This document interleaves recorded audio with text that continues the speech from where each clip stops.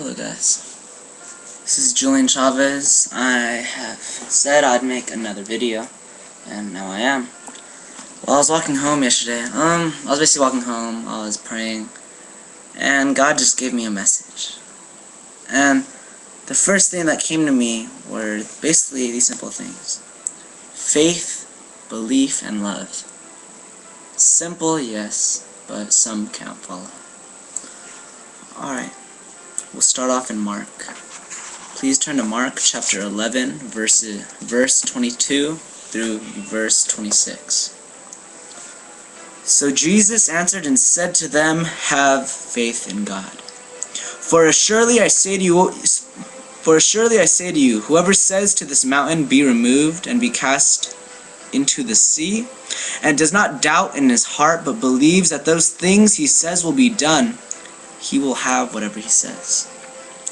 Therefore I say to you, whatever things you ask when you pray, believe that you receive them, and you will have them.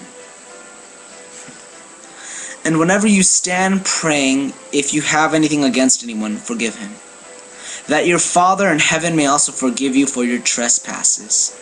If you do not forgive, neither will your Father in heaven forgive you your trespasses." Great scripture. Now, look at verse 24. Therefore I say to you, whatever things you ask when you pray, believe that you receive them and you will have them. The reason God cannot answer all of your prayers is because you don't believe Him with all of your heart. You doubt.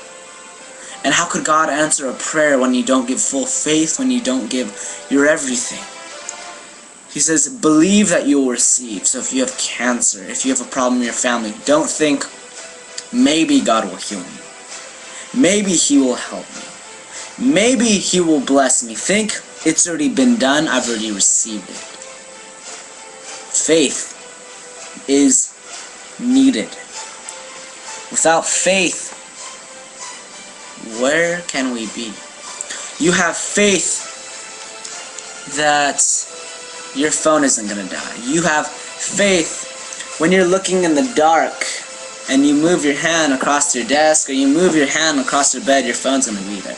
You have faith you're going to wake up early for work. You have faith you're going to wake up for school.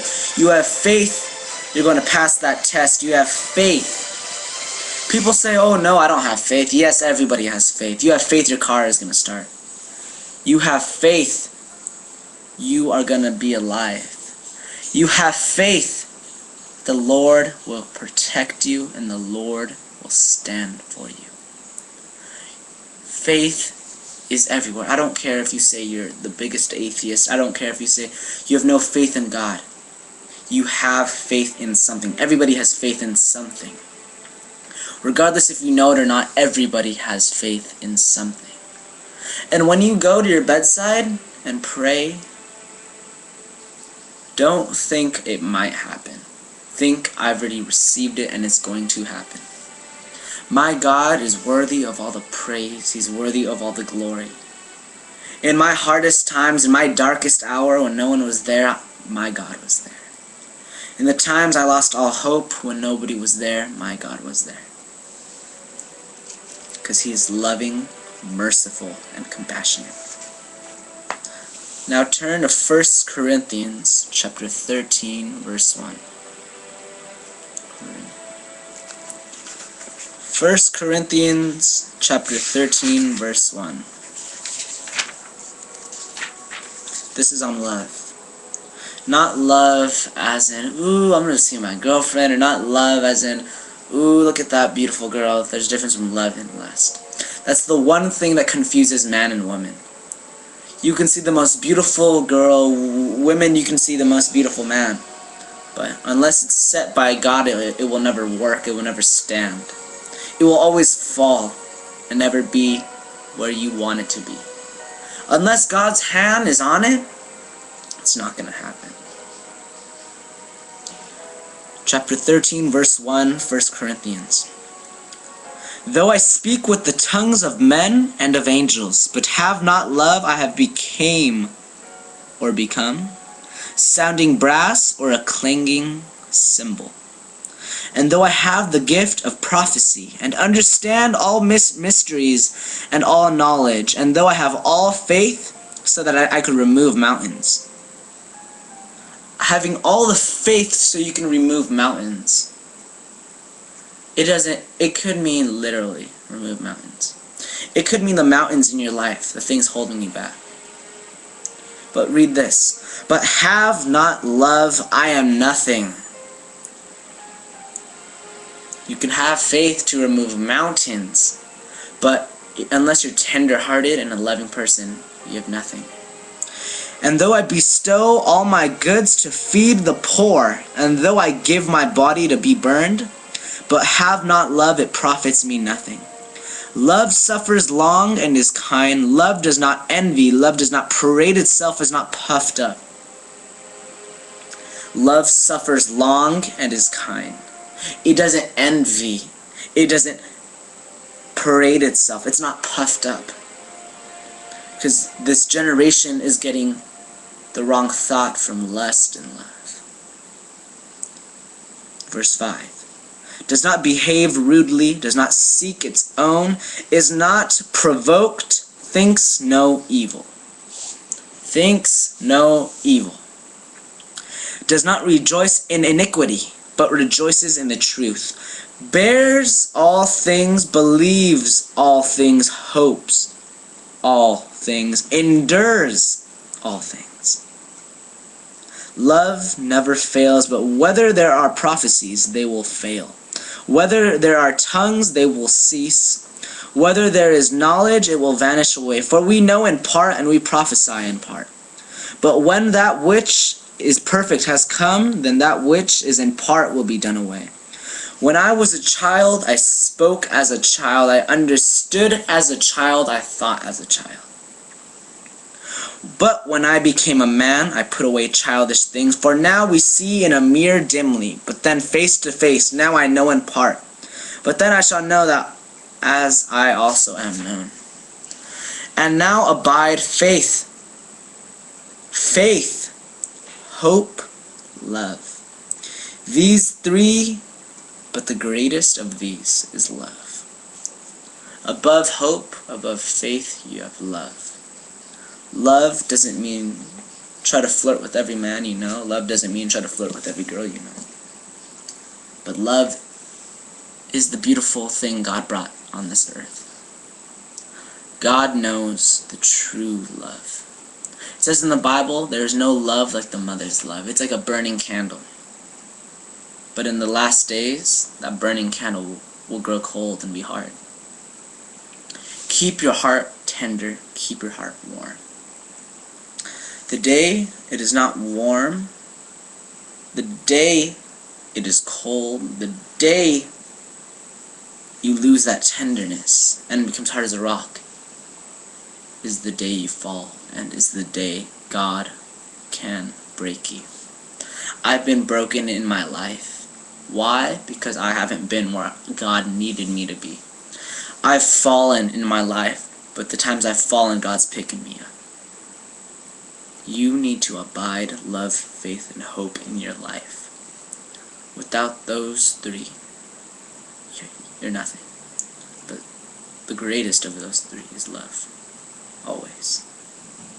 Love endureth all. Love bears all. It stands all.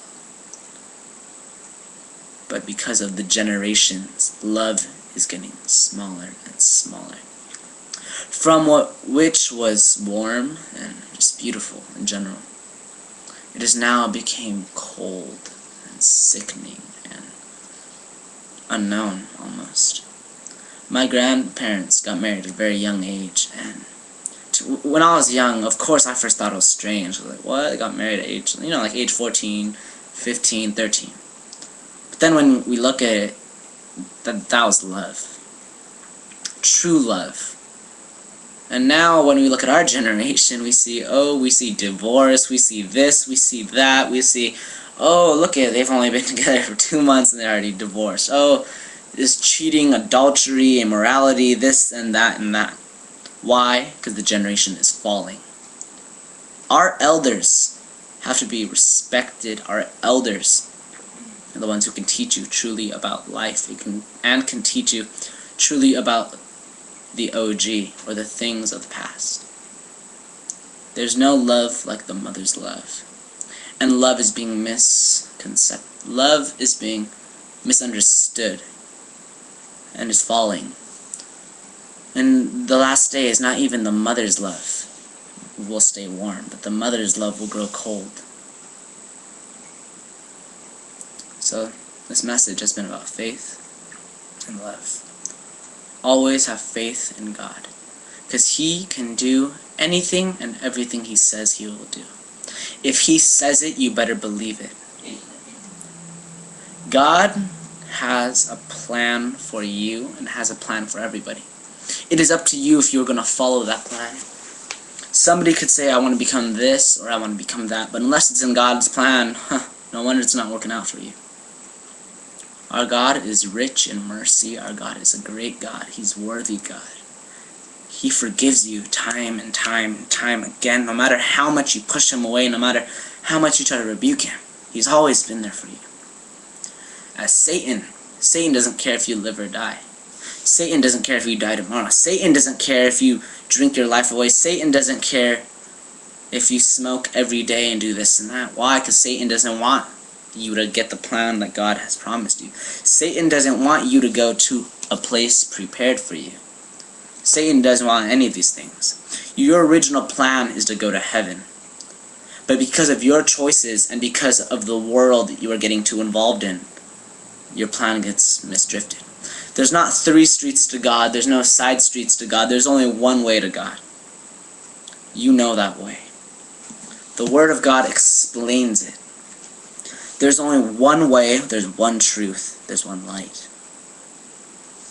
There's so many different doctrines now. There's so many different beliefs. There's so many different ways of living for the world which are wrong and unrighteous.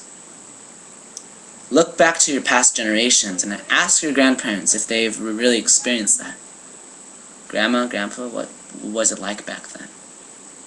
Back then they had some of the greatest revivals. They had Christianity, and just being a follower of God was needed. But now when you look at it, God is being mocked by the world. God is being pushed back by the world.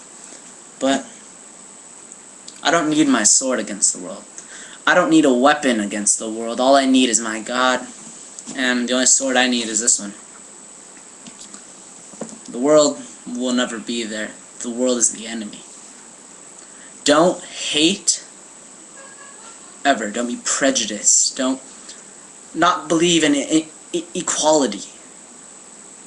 Love, no matter what. Forgive, or else the Lord can't forgive you of your trespasses. This has been Julian Chavez. You can email me at JAC123321@hotmail.com. Thank you, and God bless you. If you have any questions or comments, please feel free to email me. Please comment my video. Please like my video. Please try to spread it along. It might not be exactly perfection, but I'm only here to give you what God has brought to me, what God has told me. Thank you, and God bless you.